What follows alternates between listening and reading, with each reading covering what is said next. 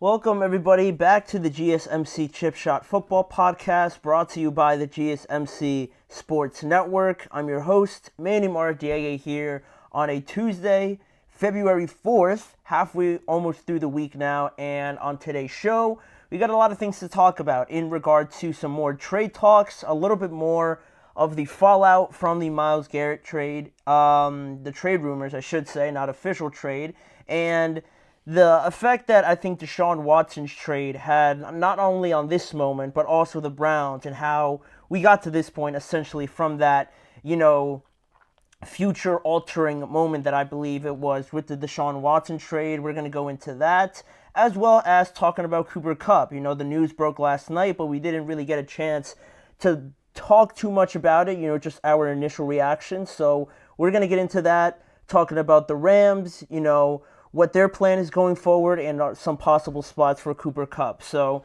that's the beginning of the show, and we're going to go along as the show obviously moves on. So before we get into all the topics, I'd like to remind you guys, if you have any questions, comments, or opinions you'd like to share throughout the duration of this show, to first not hesitate.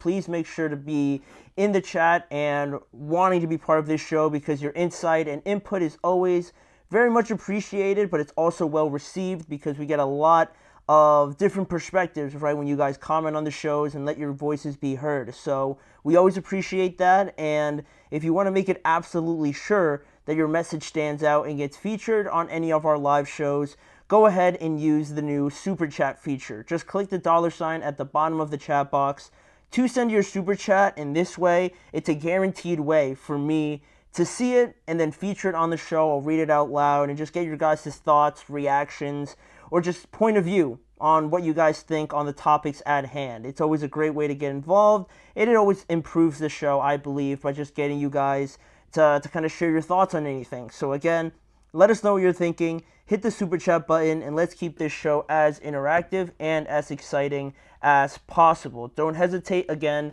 to be part of the show. So now that we can move on officially to some more trade talks. Last night, obviously, like I mentioned before, on top of the Myles Garrett trade request that we got in the morning of yesterday, we also got the news from Cooper Kupp, directly from Cooper Kupp, that the Rams told them that they intend to trade him immediately, was the word that he used in regards to what the Rams said to him. And now the Rams are going to be in the market for a number 2 receiver as well. They obviously feel comfortable moving forward with just Puka Nacua, Kyron Williams, and, they probably have some other plans going forward, maybe drafting someone. There's a lot of good free agents out there, so their plans are to move forward without Cooper Kupp in their immediate future. And part of that social media message that Cooper Kupp shared last night, I have up here for you guys, that you can see, and, then we'll discuss it afterwards. He said, "I don't agree with the decision and always believed it was going to begin and end in Los Angeles.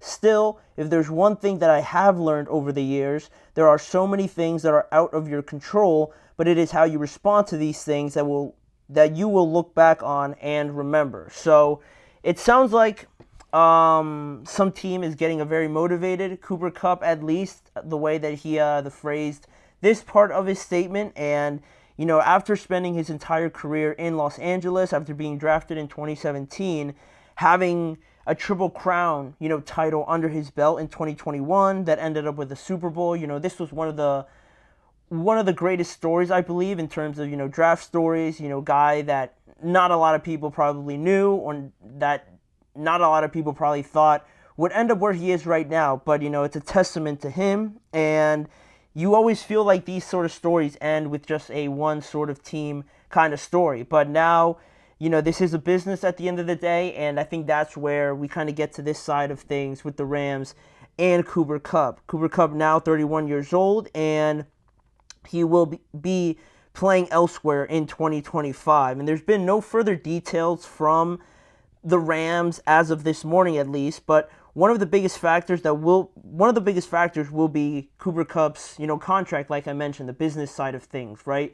Because this feels like a feel-good story, like a like, made it out of the mud kind of stories, right? Where you get drafted low expectations, and then you turn into this household name, right? It always feels like Kupp and the Rams were always synonymous with each other. But we get into this contract and the business side of things in football, and you look at Cooper Kupp that has 2 years left on his 3-year, $80 million deal that he signed, and part of that now, obviously, he has 2 years left on that current deal, and he is owed $20 million this next season and a little bit less than $20 million in 2026. So I'd imagine, the Rams would have to contribute a good bit financially. At least that's what I believe Ian Rappaport reported a few hours ago, that the Rams would be willing to contribute financially to trading Cooper Kupp and,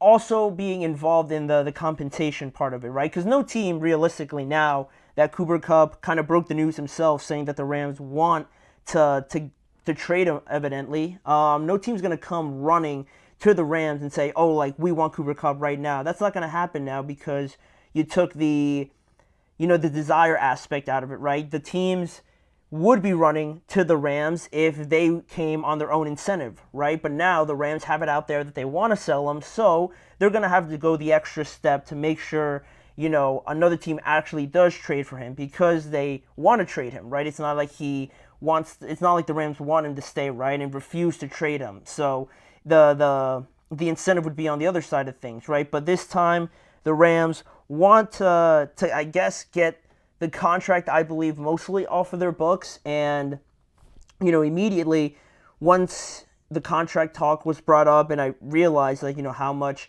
Cooper Kupp is owed in this contract, and the I don't want to say he didn't live up to that, this past season, but, it was a weird season overall with injuries, with Puka, to him, to the entire team, really. And for them to make it to the point where they did was a huge testament to them, so I won't really hold that against him. But to be paying $20 million for Cooper Kupp, I'm sure they're probably feeling like we could go cheaper here and get close to the same production just for cheaper, obviously. And you look at the finances of the Rams going forward, right? They still got to rework Matthew Stafford's deal, and they got an extension coming up for Puka Nacua as well. That's probably going to cost them at least $30 million.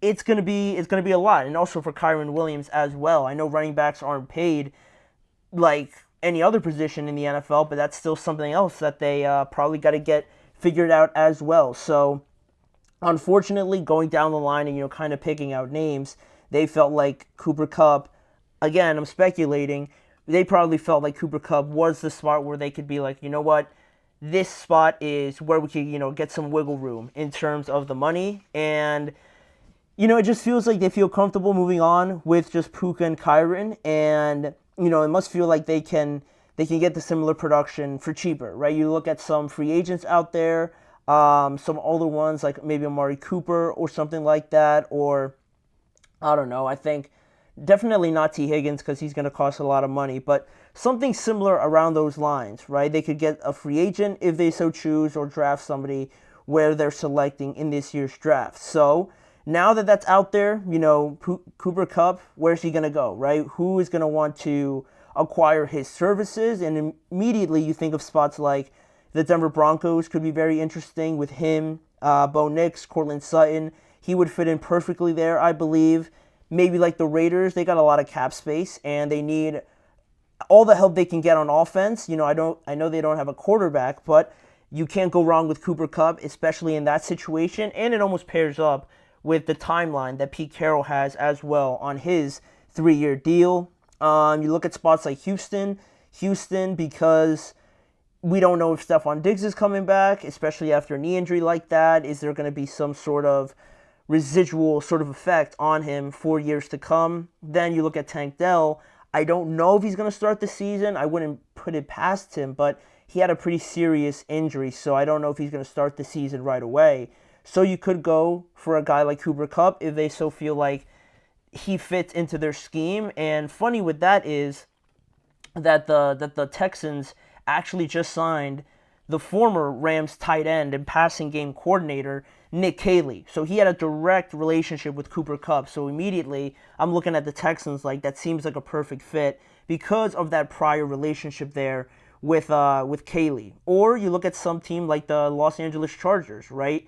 We've been screaming for them to get any sort of help for Justin Herbert. And on that team, you know, they already have a younger Cooper Kupp in Ladd McConkey, right? So he can sort of mentor him, but also Cooper Kupp can still get his and contribute a lot to that team. You know, he's a willing blocker, and I think him, Herbert, Ladd McConkey, you'd have something special there as well. But you also look at maybe like the Commanders too, right? There's a lot of teams that need receivers like that, and yes, the money is something, but you are going to get some compensation over from the Rams as well. Again, because they want to trade Cooper Kupp at the end of the day.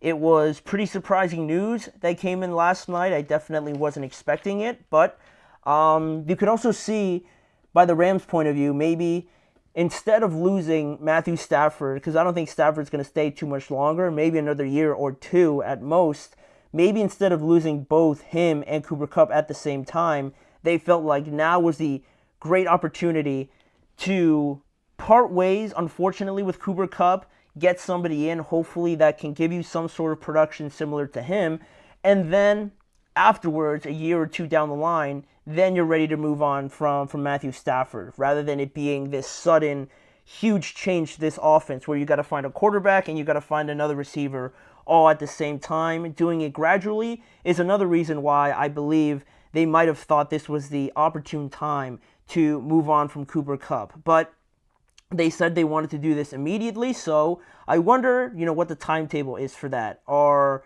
as soon as the Super Bowl ends, things are going to speed up for a couple teams and really the entire NFL, right? Because it just feels like we're moving directly into the first phase of the offseason. So I anticipate maybe like the start of March, I think would be some of the earliest times you could get a trade like this before, things start ramping up a little bit more with free agency and things like that. And then after like a week or so where we can kind of cool things down after the Super Bowl, I think around March time where things start to kind of pick up, I think we'll see a trade around that time. But, there's a lot of change already so far in the NFL. And speaking of change, one of the biggest factors of change was occurring yesterday with Myles Garrett requesting a trade from the Cleveland Browns. And we're going to go more into that subject, but on a more macro level, talking about the Browns and how we got to this moment with Myles Garrett, their best player potentially, about to walk out the door, and how we got here from the Deshaun Watson trade, because I think that is where things kind of started to go wrong and started to go awry for the Cleveland Browns, a situation that they thought unimaginable. Now they find themselves in the middle of it. So we're going to go into that a little bit more when we return after this.